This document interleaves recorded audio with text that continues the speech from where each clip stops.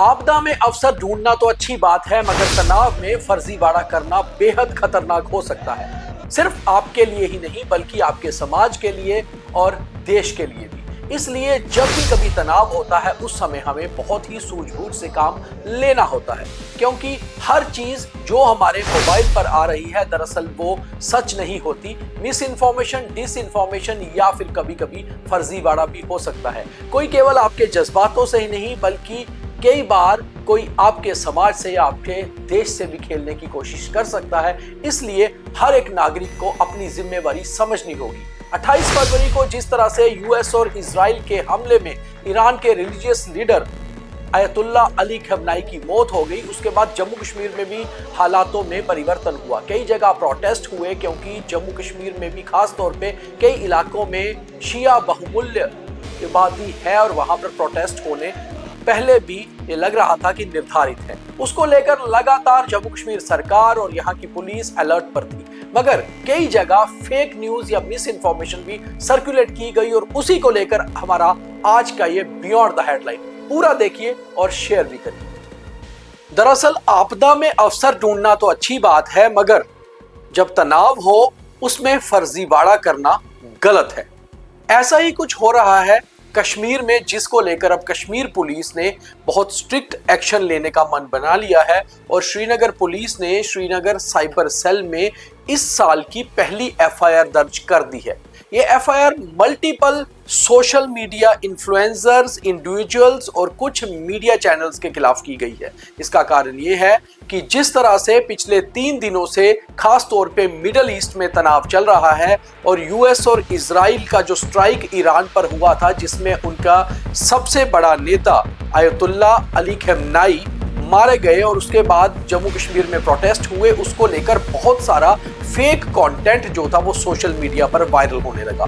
इसको लेकर कश्मीर पुलिस पहले ही अलर्ट पर थी, सुरक्षा बल भी अलर्ट पर थे, मगर जब ये पता चला कि कई जगह फेक कंटेंट यानी कि मिस इन्फॉर्मेशन, डिस इन्फॉर्मेशन और फर्जी वीडियोस, तस्वीरें और कंटेंट जा रहा है, तो फिर पुलिस ने मन बनाया कि कम से कम इसके ऊपर एक्शन लेना जरूरी है, क्योंकि कहीं ना कहीं जो तनाव में फर्जीवाड़ा होता है ये हमारे देश के लिए, हमारे समाज के लिए कहीं भी बेहतर नहीं, यानी कि बेहद खतरनाक चीज है। इसलिए हमने सोचा कि आज का बियॉन्ड द हेडलाइन इसी पर किया जाए और कम से कम आपको भी अलर्ट किया जाए कि अगर आपके पास कोई ऐसा वीडियो, कोई ऐसा कंटेंट लिंक आता है तो उसे क्रॉस वेरीफाई करें, क्रॉस चेक करें और बिल्कुल भी फॉरवर्ड ना करें। कश्मीर में आज भी इंटरनेट कई जगह पर रिस्ट्रिक्ट रखा गया, कई जगह सेक्शन 144 भी इम्पोज की गई और इसका कारण ये था कि लोगों की यहाँ से वहाँ मूवमेंट को रोकना। कई जगह बार्ब्ड वायर भी लगाए गए। कारण ये पिछले 3 दिनों से जिस तरह 28 फरवरी को अयतुल्ला अली खamenei की मौत को कंफर्म किया था ईरान ने और उसके बाद से कश्मीर के बहुत सारे इलाकों में खास तौर पे जहां पर शिया ज्यादातर शिया लोग रहते हैं, शिया मुस्लिम कम्युनिटी ज्यादा रहती है, जिसमें श्रीनगर का बेमीना इलाका, बडगाम जिला या फिर बांडीपुरा जिला शामिल है। इसके साथ साथ लद्दाख यूनियन टेरिटरी का कारगिल जो डिस्ट्रिक्ट है वहां भी मेजॉरिटी में शिया मुस्लिम समुदाय के लोग रहते हैं।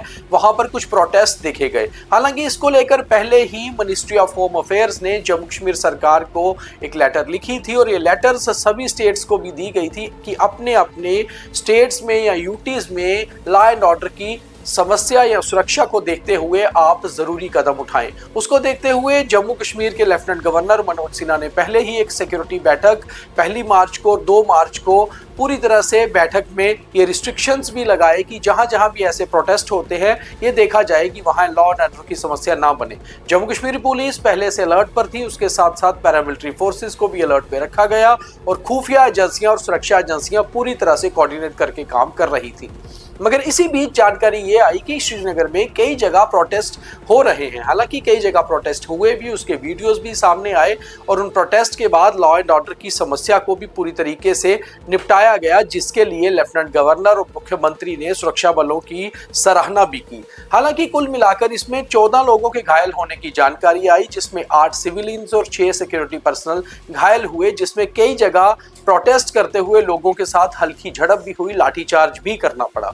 मगर कुल मिलाकर जिस तरह से श्रीनगर पुलिस ने साइबर सेल में एफआईआर दर्ज करवाया और उसके पीछे का कारण ये बताया कि खेमनाई की मौत को लेकर कई जगह प्रोटेस्ट हुए, ये सच्चाई है, मगर कई जगह पुराने वीडियोस, फैब्रिकेटेड कंटेंट और फैब्रिकेटेड तस्वीरों को लेकर बहुत सारे लोगों ने उसे सर्कुलेट भी किया।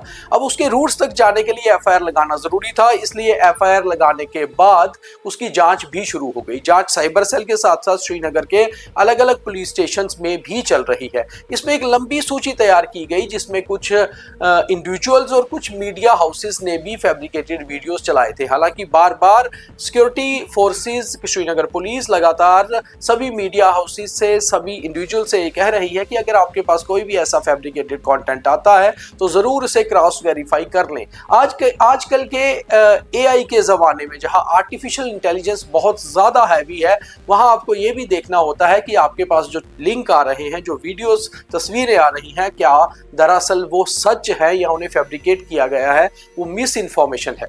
हमारे पास भी एक मीडिया हाउस होते हुए बहुत सारी ऐसी जानकारी आती हैं, मगर हम उसे कभी भी आगे ऑन एयर करने के लिए, रन करने से पहले 10 बार क्रॉस वेरीफाई करते हैं, चेक करते हैं और फिजिकली चेक करना बहुत जरूरी है। इसी को देखते हुए जम्मू कश्मीर में अगर हालातों की बात करें तो आज के जम्मू कश्मीर के हालात कुल मिलाकर तनाव हो सकता है मगर अंडर कंट्रोल है। हर जगह सिक्योरिटी फोर्सेस पूरी तरह से मुस्तैदी से काम कर रही हैं। जम्मू कश्मीर में हालांकि 28 फरवरी को हुई खेमनाई की मौत के बाद 1 और 2 मार्च को कई जगह प्रोटेस्ट हुए थे। आज 3 मार्च को भी कई जगह श्रीनगर शहर में रिस्ट्रिक्शंस हैं, बडगाम में रिस्ट्रिक्शंस हैं, बांडीपोरा में रिस्ट्रिक्शंस हैं और पूरे जम्मू कश्मीर पर सुरक्षा बलों की नजर है। मगर आज भी हालात पूरी तरह से काबू में है। इसलिए जिस तरह से लेफ्टिनेंट गवर्नर मनोज सिन्हा ने जम्मू कश्मीर की जनता से भी आह्वान किया है कि वो पूरी तरह से शांति बनाए रखें और स्थिति पर नजर रखने का काम सुरक्षा बल और सुरक्षा एजेंसियां कर रही हैं। वहीं दूसरी ओर जम्मू कश्मीर के करीबन 2000 युवक या फिर नागरिक ऐसे हैं जो ईरान में फंसे हुए हैं। उसको देखते हुए मुख्यमंत्री उमर अब्दुल्ला ने भी एक बयान जारी किया था। उनका कहना था कि वो लगातार external affairs ministry of India से संपर्क में है और कोशिश की जाएगी कि जल्द से जल्द इन कश्मीरी लोगों को ईरान से सुरक्षित बाहर निकाला जाए। हालांकि 15 दिनों से लगातार ये खबर काफी चल रही थी कि जो भी ईरान में लोग रह रहे हैं वो सुरक्षित वापस आ जाएं। कई लोग आए भी, मगर कई लोग अभी भी ईरान में फंसे हुए हो सकते हैं। मगर इसको लेकर भारत सरकार हो या जम्मू कश्मीर सरकार, वो लगातार काम कर रही है।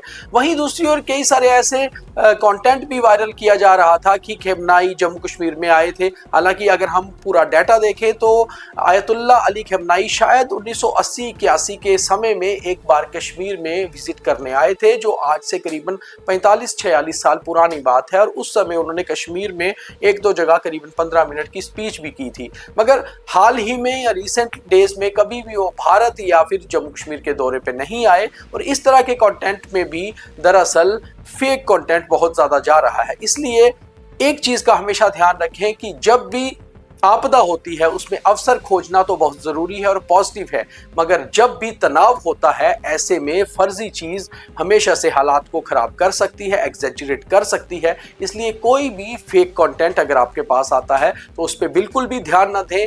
दरअसल हर चीज को क्रॉस वेरीफाई या क्रॉस चेक करके ही आगे बेचें। एआई और ब्रेकिंग के जमाने में हमें सूझबूझ से काम लेने की बहुत जरूरत है, क्योंकि एआई अगर पॉजिटिव के लिए यूज किया जाए तो बहुत अच्छा है, और अगर हम इसे फेक या फिर मिस इन्फॉर्मेशन के लिए यूज करें तो ये समाज के लिए, देश के लिए और हमारे लिए खतरनाक हो सकता है। तो उम्मीद है आप समझ गए होंगे और ज्यादा से ज्यादा आप हमारी इस खबर को सर्कुलेट करें ताकि पीस प्रिवेल करता रहे। बहुत धन्यवाद। जय हिंद।